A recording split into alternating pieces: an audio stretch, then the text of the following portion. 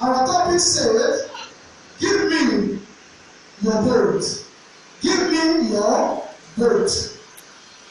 Some people say, what do you mean by give me your boat? I don't even have a boat. Some people say, I don't even know what the kind of boat they're talking about. Hallelujah. But the Lord is saying that you should give me your boat. Give me your boat. That's what the Lord said. As you go deeper, you will understand in Jesus' name. Amen. Talking about boat, what is a boat? Talking about boat, what is a boat? A boat is a vehicle that helps one to travel on a sea or a river to a dry land. A boat simply means a vehicle that transports someone on the sea or a river into a dry land. Hallelujah. Amen. On this topic, your boat can be anything. On this particular topic, your boat can be what? Anything. Many years ago, my boat was my career. And the Lord said, give me your career. And I will give you another boat. And it was very difficult for me to release my boat. I said, Lord, I need this boat. It's because of this boat that I was able to travel to so many countries. It is because of this boat that I was celebrated. In those days when I'm in the stadium when we are playing league match, and you see people singing with my name, David, David, David. And my heart will be lifted. I will say, what a precious man I am. And one day, one Nigerian guy came to watch our match at the stadium. And when he gave his name, his church, he said, Bolatu, then another outside. And when he came, some people draw my image in their clothes. Some write my name at the signpost, and they were lifting what they are hearing. They said, hey, David, hey, David. Your friend will call David, David. Hey, David, hey, David. And the young man was looking at me. And after that match, I was interviewed by the journalist. And then the next morning he came to our camp, and he came and he said he wanted to see me. And they called me that somebody is looking for me. And I came out, it was George. And we sat down and we were talking. He said, oh, you have not far. Yesterday I was watching. You were saying what you did. You know, this morning when I called you, it was about you. I said, we thank God. We thank God we are very sorry. Until when the Lord came and said, enough is enough. Give me that box. It is because of this boat you have abandoned the boat that I have destined for you. And when I was making my preparation to travel again, and the Lord appeared to me as I was praying a midnight prayer. In my house, I was praying. And at this time, I have everything. I have good manager, good sponsors, everything. Millions was in my account. And I was feeling like a big boy. I was feeling like a big boy. And my brother called me. I remember my brother called me from the state. He said, I want to do business with you. I want to send some something. So I said, I don't have time for that. I don't have time. I give all my attention to my career. Sometimes when I go with this, my brother, I will use the name as a good member in those days. When I do a business, I tell you I don't have time. And God knew that as far as I have this boat, I will not be able to make use of the boat that He has prepared for me. And He said, give me this boat. And that boat was my career. And I refused. And God said, okay, you have a choice. You can be having this boat, but you will not be able to make use of this boat anymore. And when the Lord began to deal with me, and He said to me, I will allow you to have your visa, have your invitation, but you will not cross this airport. If you cross this airport, know that I'm not God. And then that night He appeared to me, and He showed me a mighty church. And church. And the church was built like a stadium. And the altar was in the middle. And I was there preaching. As I was preaching, Satan came up. I started accusing me. And the Lord said to me, watch what I will do with Satan now. And the open ground, Satan entered. And they covered and said, son, right up, continue preaching. And after that, it does not stop me. And then another revelation come again. That revelation, I saw a little girl, a black girl, little girl, small girl, was crying. And everybody tried to carry this girl. And she refused to stop crying. And I went and carried the baby. You see how I carried the baby on my body? The baby stopped crying. And I look at the baby's neck. The baby has sustained injury at the neck. But at my body, she finds comfort. She stopped crying. And I carried this baby for a period of time. And I said, where is her mother? And then they showed me the mother of the baby. I said, please carry her. But this baby has sustained injury. Be careful how we carry the baby. And immediately I want to give the baby back to the mother. The baby started crying again. Holding in my hand, she will stop crying. And I asked the mother, where is the father of this girl? He said, look at the father there.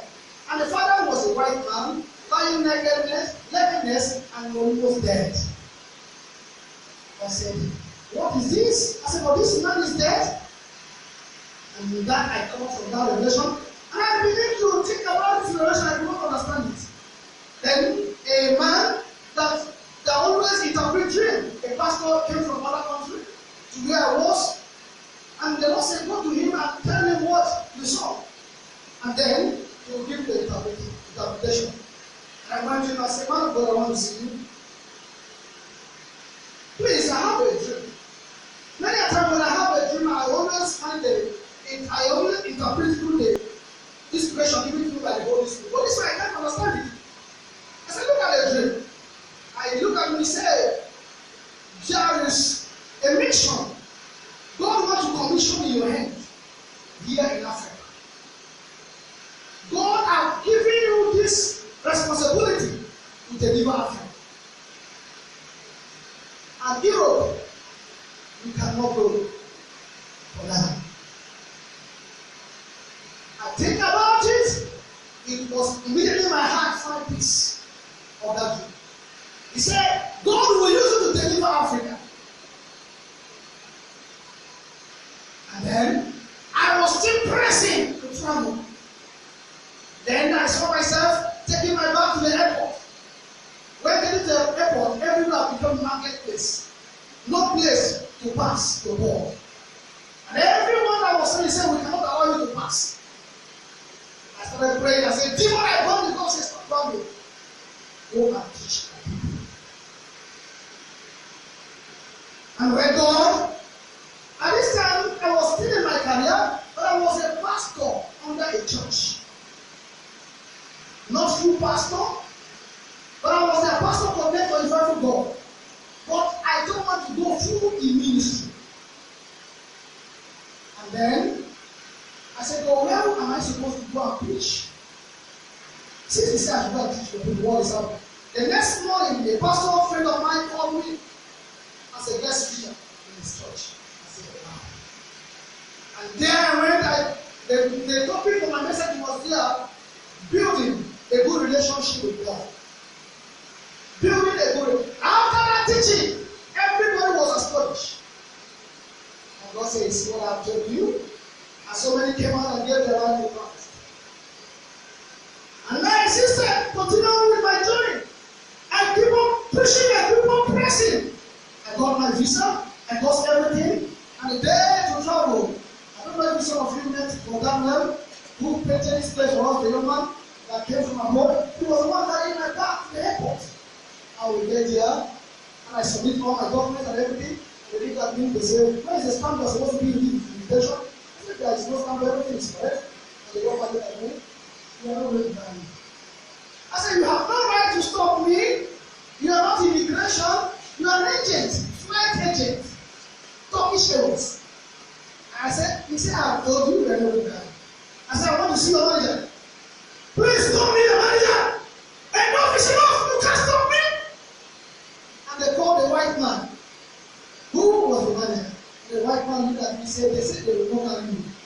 can't do anything. And then, when I look at the white man, the voice came again, teach and lead. And then, I told the young man I was in the basketball, let's go back. And when we get home, I said, Lord, take these books. I'm giving you these books. I've given you the boat you have been demanding. And he said, since you have given me this boat, I've given you a new boat in ministry. And the Lord began to order my footsteps and direct me the place where we started.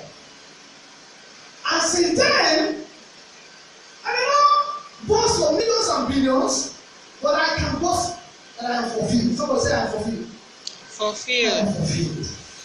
I have seen life being delivered.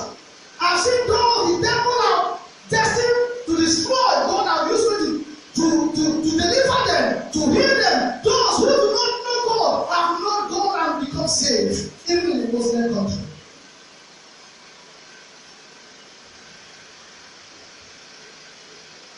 The reason why some of you are still struggling is because you refuse to give away that God that God is demanding. There is a bond in your hand that if you are hard, you can never make use of the bond of God because you can't serve the devil and God at the same time.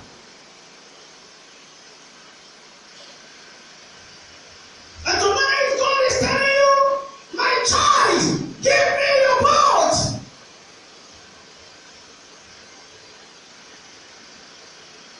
Hallelujah. As I said earlier on this topic, your word can be anything that you cherish much or something you believe that you cannot do without.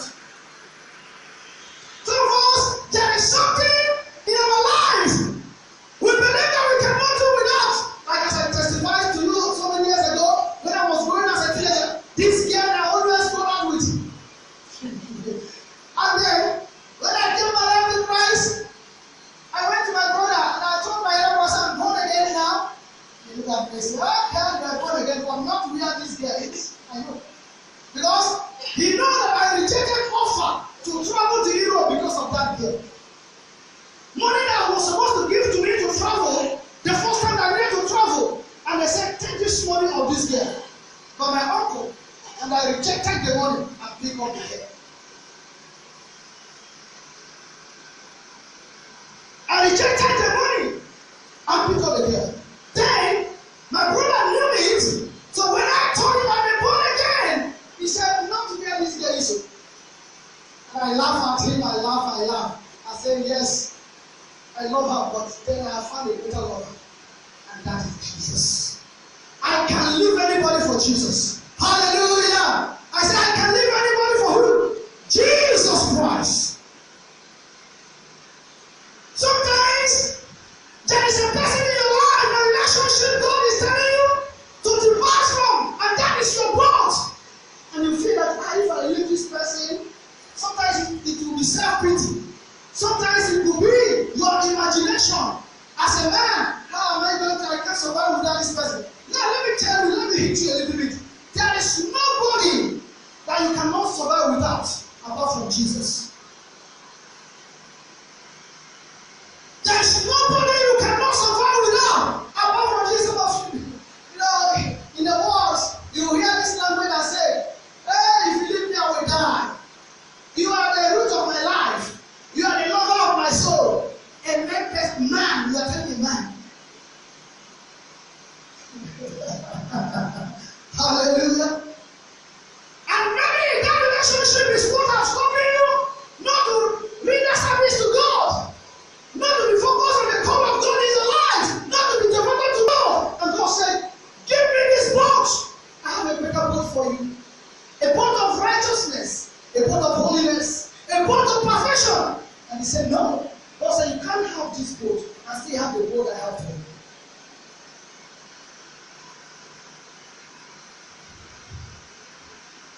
You cannot still have this boat and have the one I have for you. Either you choose the one you have now or the one I have for you. Hallelujah. Your boat can be anything, as I said earlier on.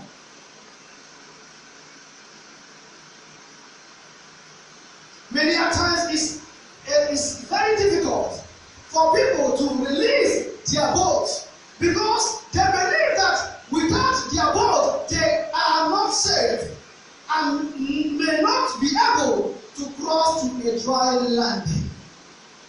Many a time they believe that without that boat they cannot be able to cross to a dry land. And God said, even Peter walked on the sea. I walk on the sea with me, you can walk on the sea. Hello? The Bible said, and Jesus, Peter was looking up to Jesus and he was walking on the sea. And Jesus said, with me you can walk on the high sea. Doesn't matter the wave of the sea or the move of the sea. With me you can walk on the sea. Some of you are what could be the job. And God said, leave this job. I have a better offer for you. And he said, no, if I leave this job, how am I going to pay my house rent? How am I going to feed? How am I going to buy clothes? That is what I call calculator. Brain calculator. And let me tell you, your brain can never calculate the things of God. The Bible says, what the Lord has for those that love him, no eye have seen it, no ear have heard it, neither have we entered into the mind of anyone to discover what the Lord has prepared for those that love him.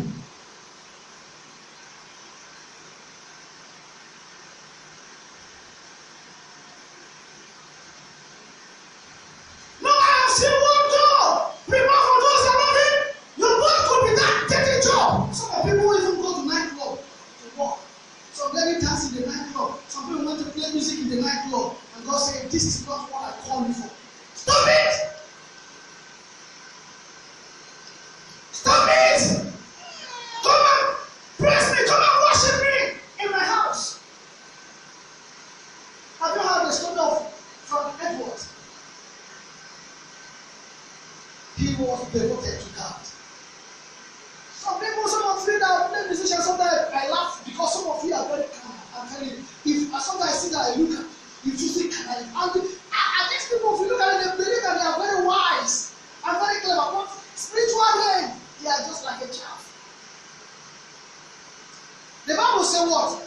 In the book of James, chapter 7 to 8, it said, a double-minded man is unstable in all his ways. It's like a wave of the sea. Let that man take note that he will receive any good thing from the Lord. And Jesus said, he that gather not with me, scatter abroad. If you are not with me, you are against me. You carry that service to Satan, and at the same time, you that service to God, and you want God to bless you. It's impossible.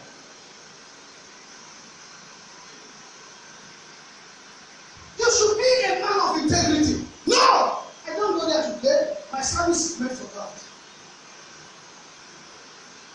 It's not a business, but it's a service. Your business cannot sustain you, but your service to God can make you a millionaire. Somebody shout hallelujah.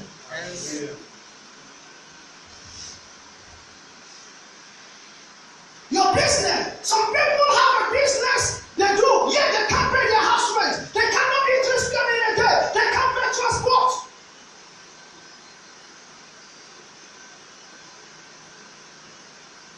And God said, bring that service to me. Let me bless you. They say, no, God, you are not fast.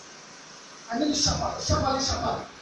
A young man came to me those days outside the country when we were making wave, and he saw me somewhere, and people were calling my name, and I was praying for some of them.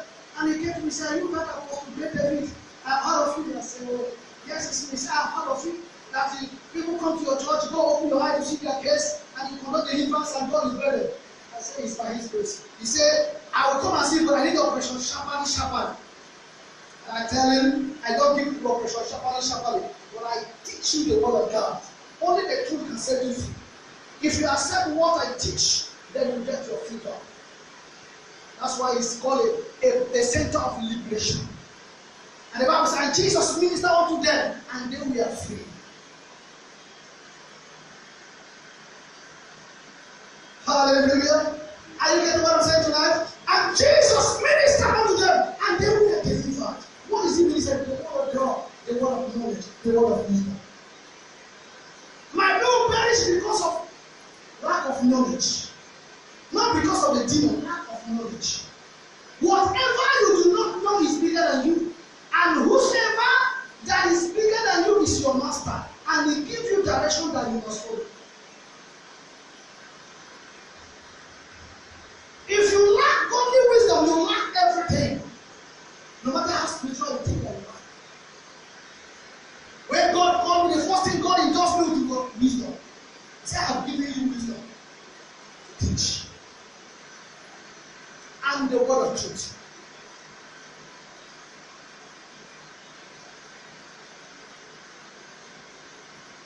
And the word. And that's why, when I'm telling you the truth, I don't consider where you are coming from. Whether you feel like you stay, whether you feel like go. All I know, I said it the way I hear it from the master. If you take it, it will be a blessing. If you refuse to take it, it's your business.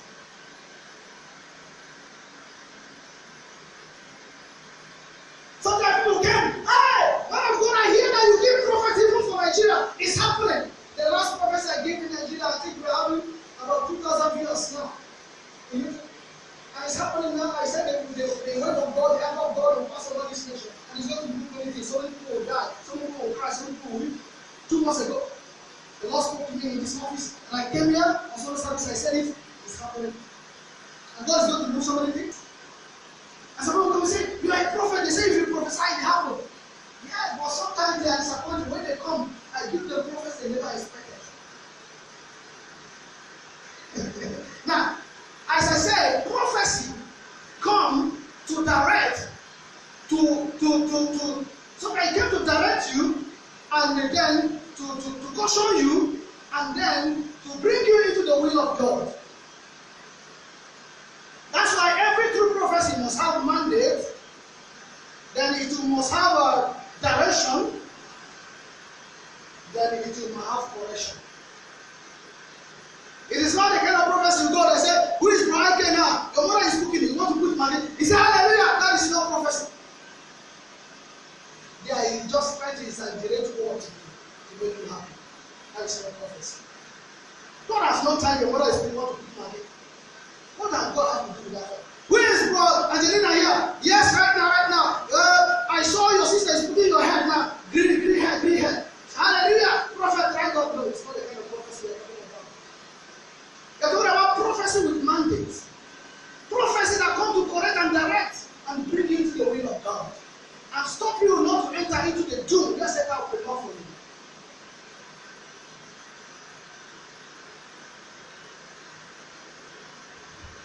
A young man came to me. Pastor, prophesy for me. Hey, Pastor, this was not as I was here. I said, God, what is wrong with him? God said there's a girl that he rejected, supposed to marry, and they gave their person for him. That is his problem. I said, come on. There is a woman that she promised marriage. And along the line, you fed this girl, and she lost. Is it true or lie? He said, it's true. I said, go and look for that girl, ask forgiveness. That's where the difference lies. Hallelujah. What you never expected? We don't tell you things to make you to feel that, hey, you don't hear what you want to hear in this church. We tell you the mind of God. Can I get the name? Amen. We tell you the mind of God towards your life. Hallelujah. And God said, give me your boat. I need your boat. Give me that boat. Let me give you a better boat.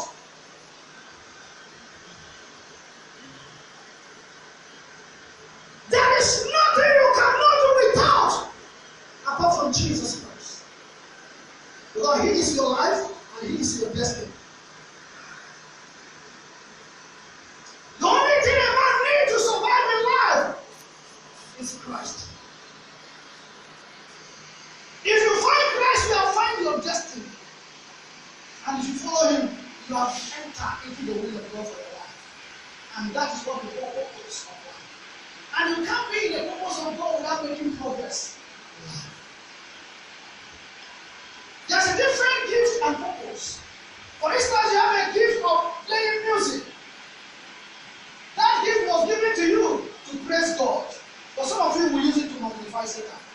a gift, but with wrong purpose.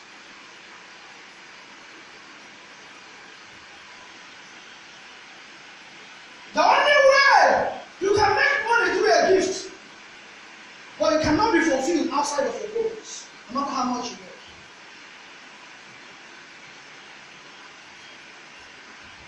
You can make money through a gift, but you cannot be fulfilled outside of your purpose.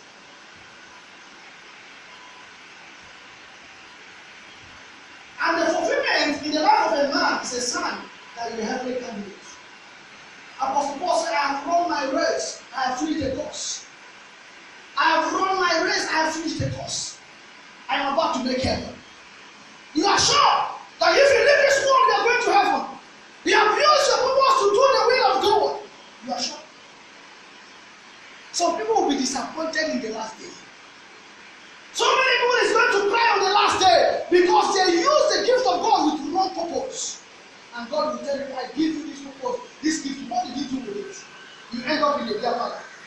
You end up in the nightclub.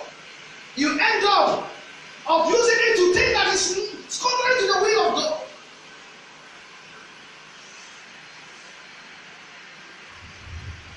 And he said, give me that boat. Let me give you a better boat.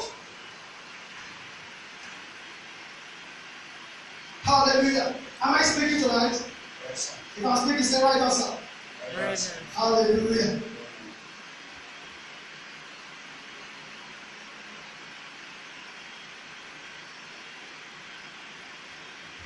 Let us see the Bible. Luke chapter 5, 1 to 9. Luke chapter 5.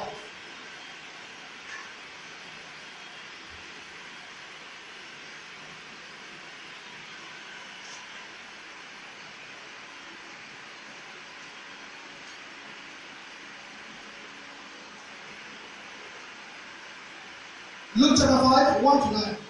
And it came to pass that as the people pressed upon him to hear the word of God, he stood by the leg of the guest trap and saw two sheep standing by the leg, but the fishermen were gone out of them and were washing their nets. And he entered into one of the sheep, which was Simon,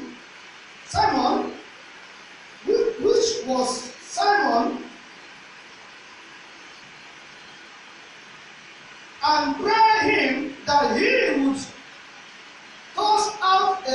carry out a little from the land, and sit down and taught the people out of the sheep.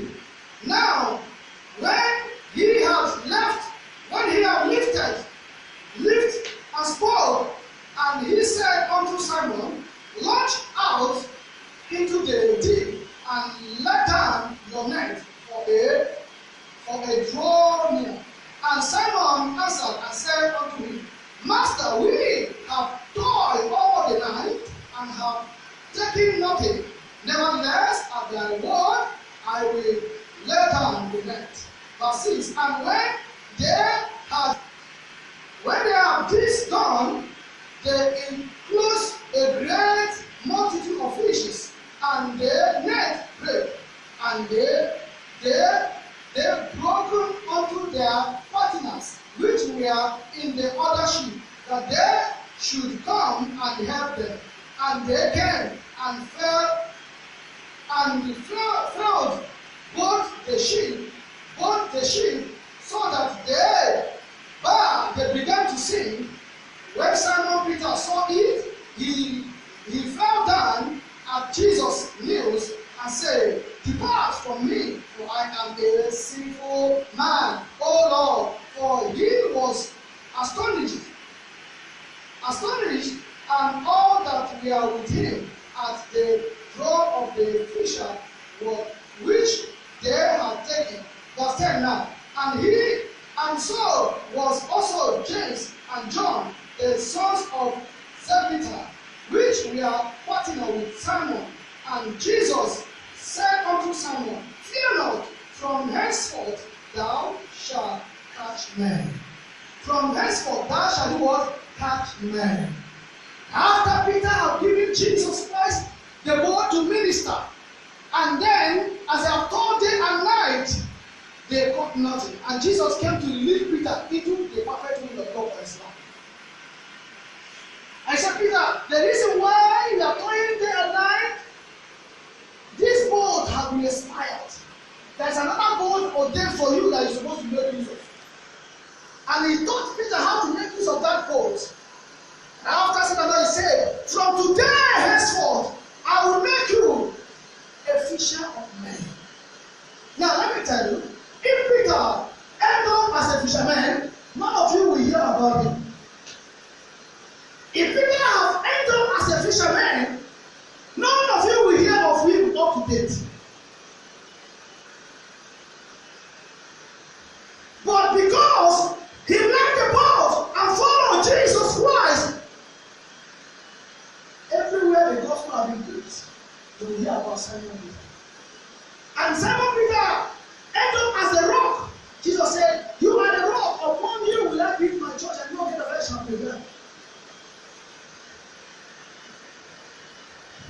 Child of God, don't be afraid of letting go of that ball that God is demanding from you.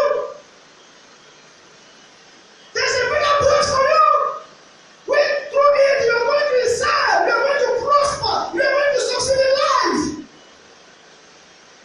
And above all, you are going to be fulfilled. Hallelujah. You are going to do what? Be fulfilled. The ball can be a habit, your lifestyle. What about lifestyle? Those of you that have a lifestyle of smoking and drinking, womanizing, lying, stealing. And Jesus said, let go of this boat. Let me give you a boat of righteousness. With by it you will save a life and make it alive. It is because of some people happy they can't serve God. They say, if I become a born again, I will not be able to smoke again. I will not be able to drink. I will womanizing and clubbing and stealing and lying. So no need of being a born again. When you become a born again, those things you see as life will begin to irritate you. Those things you see as enjoyment will begin to irritate you. It's because we are still in the world. That's why you call it enjoyment. But let me tell you, those things are part of death. They are leading you to destruction. They are leading you to what? Destruction. And Jesus said, leave that habit. He said, no. I can't leave the habit of lying, stealing, and killing. I have a young man I always tell you about. No wisdom. I never know that young man was a nice person. I never know. I never know that young man was a very kind person until he gave his life to Christ. When he was reading the word, anytime I see him, he acts as a hard man. A man that's full of bitterness and sorrow. But on that day, he was able to confess to me. Why? Whenever he see me, he became offended. He said, anytime you see me, you always ask himself, can I be like this young man? This young man who always tried to bring the gospel from house to house. This young man who always condemns sin. This young man who always wants to please God. Can I ever be like him? So anytime you see me, or anytime you saw me, you feel intimidated. He feels rejection to himself. Until that day after God used me to heal him, and he was able to confess to me, he said, I am into higher killer. In this country, if they want to kill somebody, they will pay ticket for me to come out and kill somebody. But when I was in prison, you appeared to me and said to me, if only you will believe, you will be saved. As in that time, I began to desire you. Although I could not speak at that time, until you came and prayed for me and God healed me. Not of God, I did hate you. In fact, I will have desired to be like you. And that's why anytime I see you, I feel intimidated. I say, now you can be like me, even be more than me, more powerful than me. Only if you can give your life to Jesus Christ. Only if you can let go of that boat of fire killer. That boat of robbery. That boat of lying. That boat of womanizing. That boat of glory. That boat of duping. Only if you can live it. God will give you a better boat. That will bring you to a place of honor. Into a place of glory. Into a place of favor. Can you give out this boat of giving? And he said yes. And then he gave his life to Jesus Christ. When I traveled to another country, he called me and said, "Man of God, I believe in your grace. I know you are a man of God. Continue praying for me. I am praying in the Lord." And I was fulfilled. I was fulfilled. Let go of that bond of hatred and bitterness in your heart. Let go of it. I was in that platform before, full of sorrow and bitterness when I lost my mother. Any small thing I will fight you. People don't understand why I fight so much. Because there was an anger. I thought that nobody can love me the way my mother do. Now I have lost her. I have no other person. Until when I met Jesus Christ, I left the boat of anger, the boat of bitterness, and then God will give me the boat of joy and peace. Somebody tonight will receive that boat of peace and joy in the name of Jesus Christ. Amen. As you let go of dirty boat, the Lord is going to give you a new boat tonight in the name of Jesus Christ. Amen. And to others, your boat can be your riches and prosperity. The boat can be your money. It can even be your land. It can even be your house. Now let me tell you a story. That happened many years ago when we were praying the Lord in those days in Lagos. A man was into a contract. And he started to pray for 3 days midnight, 1 week midnight prayer. To seek God's face in order to have that contract. And then he started the first day.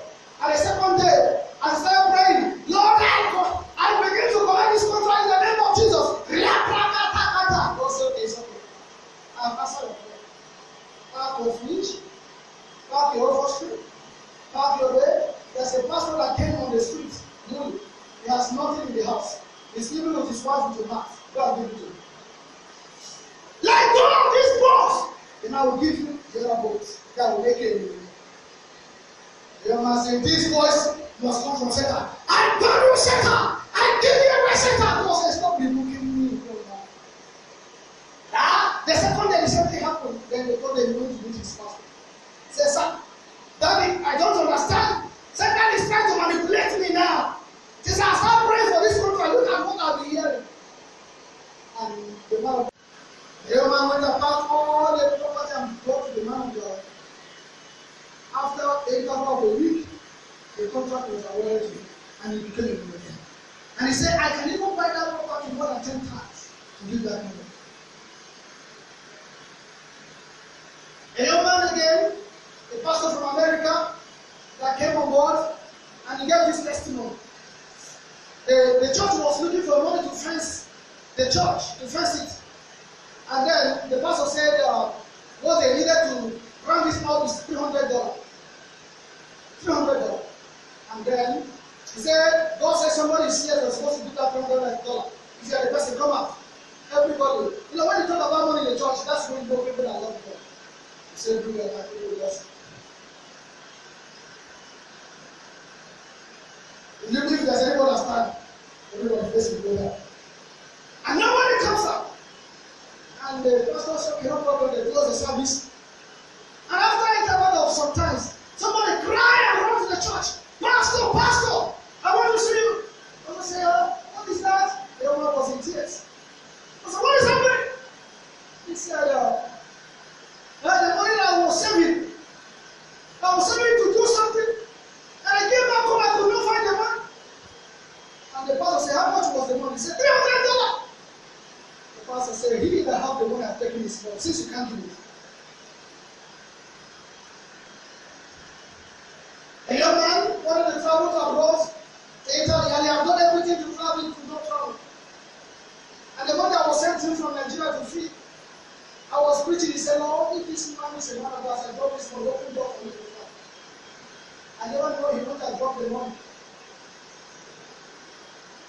And after saying that, after a week that I didn't see the church, I said, why is this young man? They say they are traveling to the, I think, Liberia. As you know, like, what they call this Gaddafi's country? Libya. They are traveling to Libya. After he travels to 2 weeks, they say, you have better Italy. And then, after some time, he called me and said, man of God, look at what I did. You are a man. Another one wanted to go to, I always say it here, have oppression in the neck because I was swallowing neck. And they say he's going to spend almost 250,000 for planting it. And then somebody gave him 7,000 or 8,000 to go and deposit on it. And they said it's not, to survive this is 50-50. And she brought the money. So I was putting her prayer at the water. And according to her testimony at the night, a light shined on that place and we got to bed. She was healed.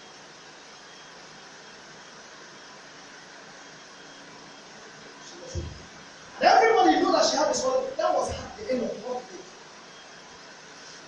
There is something God is demanding from you. In order to take away shame, reproach, failure from you. And you say, no, God, I can't release it. God never asks you to give him anything because he's in need of it. But God asks you to give because he wants to help you. It's a platform which God has made in this world. Nothing goes for nothing. If you leave this kingdom of God and go to the kingdom of Satan, you see demand from something. And what he will demand is what you will cry for. But God will ask you something that is going to multiply you with it.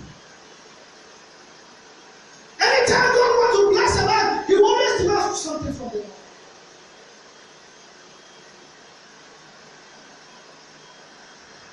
God said, give me that boat! Give me that boat! I am in need of that boat! And some of you say, Lord, how can I give you this land? How can I give you this house? How can I give you this car? How can I give you my money? It's the last car I have. Now let me tell you, God does not pity anyone. What God always does is to come to help you. God doesn't pity anyone. He always, if God pity people, he can't help you. When Elijah wanted to go and deliver that woman that has the last meal to feed his children and died, what did he do? Is that Elijah or Elisha?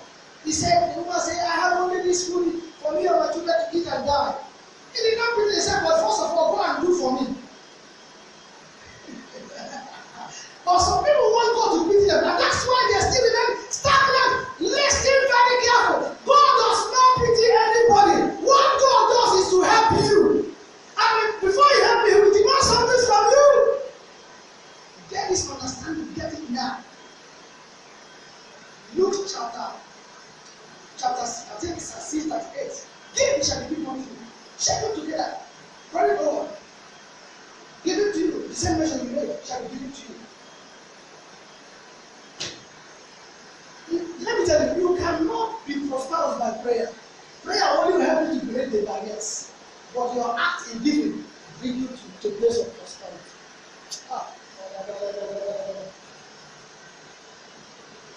When you pray, you break the barriers. You remove every power stopping you. But you can remove the power and still remain where you are. For you to advance, something needs to move you. Something needs to come out of you. And you cannot tell God what he will demand. God demands something according to what he wants to do with you and the plan he has for your life. Some people are living self-pity. That's why they're still where they are. Can't you pity me? Pastor, in my condition, your sister will give me. This matter is like you. In my situation, you're still telling me about it. The young man served his master. After serving his master for 7 years, his master settled with 20,000. And this 20,000 cannot even rent a shop. He went to meet his pastor.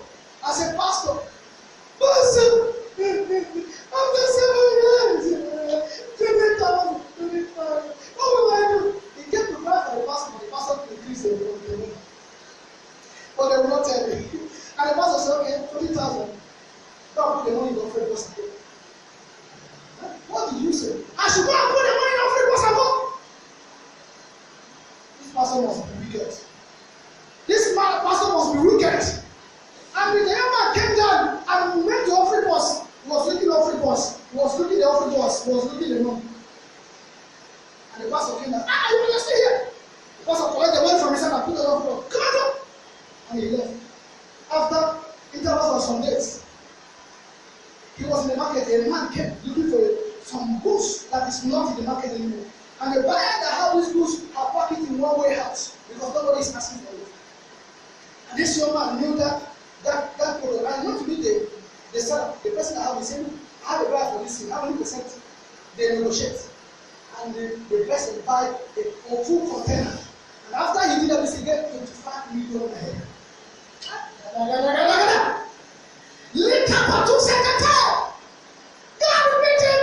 God pity me because I don't pity people, but I came to help you. If God pity people, he will not ask Abraham to sacrifice only his son. Only his son. If God pity people, he will not allow Jesus to die on the cross of the Calvary. He will not allow him. A young man was doing business in one of the Francophone countries, and then his business went down. The only money he has in account is 1 million CFA. And then he went to this pastor to pray for him to revive his business. And then he told the pastor all his story. The pastor said, "How much left in your account?" He said, 1 million. The pastor bring it. He ran out of the church and began to castigate this pastor. This pastor, they are young people, they are thieves. And when this pastor would pray for me, he said, "I should be the one to do me." And the Lord said to him, "If you cannot do the one, close your mouth." I want to close your mouth. I said, "Huh?" Est-ce que nous essayons de Dieu? Vraiment? Est-ce que nous essayons de Dieu? Is he a man of God?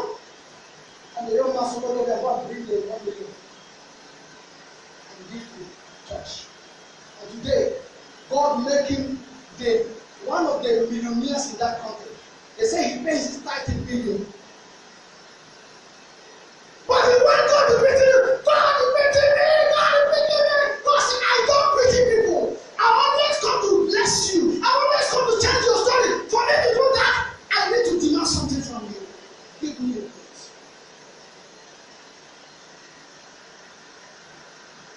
It will be your land, your house, your car. Whatever you cherish so much, it will be your time. God is asking from you. Have you now understand that God is in need of that God? You have to give you a new words. Stand on your feet, everyone. Stand on.